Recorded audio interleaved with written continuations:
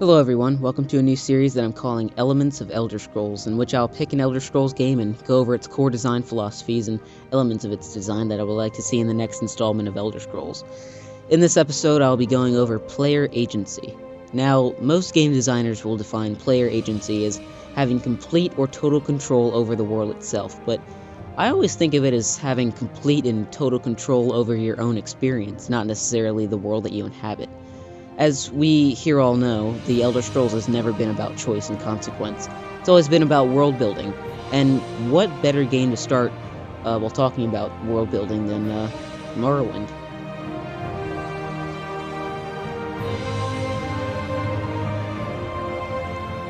There were a couple aspects of this game that I had to overcome. The slow starting walking speed, the floating combat, but I bashed through all of that. The moment I decided that I wanted to keep playing was with one single conversation that I had. If you don't know, Morrowind's conversation system is topic-based. You would pick a topic to talk about with an NPC, and they would give you a response, so long as they liked you and you weren't in a conflicting faction. I walked up to a Siltstrider, rider, or pilot I guess you would call it. I asked him what a Siltstrider even was.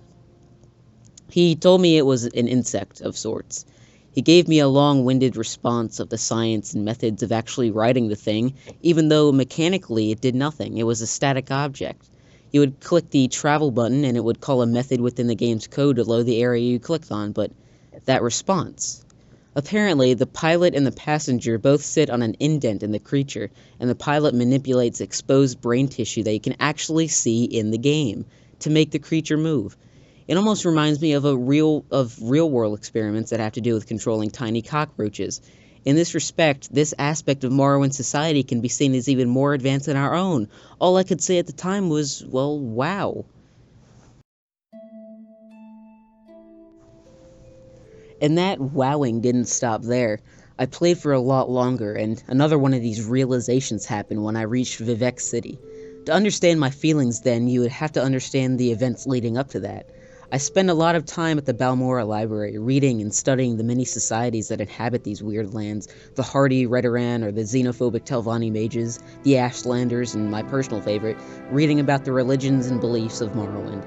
I already knew of the Tribunal Temple, the Tribunal referring to the Council of the Three Living Gods of Morrowind, that being Vivec, Almexia, and Sotha Sil. I began reading about the different accounts on the events of the Battle of Red Mountain. One account written by an Imperial meant for Western readers says that Indoril Nerevar was able to suppress House Dagoth and died from his wound shortly thereafter, leading his comrades Almexia, Vivec, and Sotha Sil to take his place and rule Morrowind. However, another account, this time written by an Ashlander, said that Nerevar was instead assassinated by the three gods who planned to usurp his place on the role of ruling. My curiosity dug me deeper. I read more about this Lord Vivec. I read about how a city was eventually built in his name, but one day a moon lost control and was heading straight into Vardenfell, and how this moon warned Lord Vivec that he was going to plow right in the middle of the city, leading Lord Vivec to use his magic to keep the moon rising high above the city. It was at this point that I was just doubting everything I was reading, regarding it all as pure fucking hogwash.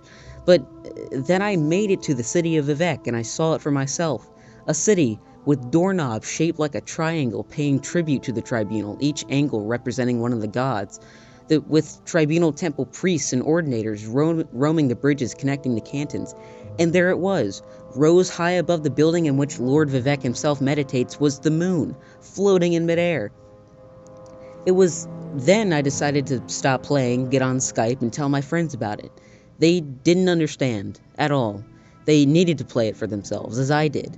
But even then, I don't know if they could experience that same excitement without going through the exact same steps that I went through, going through the same thought process that I did, which I now realize completely diminishes the entire purpose. It was through my own agency through that world I was able to have those moments. It was my choice. Through my agency, I felt all of this. It was my choice to ask about the Siltstriders. I chose to follow my curiosity through books and then actually see everything it was talking about for my own eyes. It was surreal. After taking a long night to think about the stuff that just happened, I realized I was hooked. For the next couple of weeks, I was just playing Morrowind.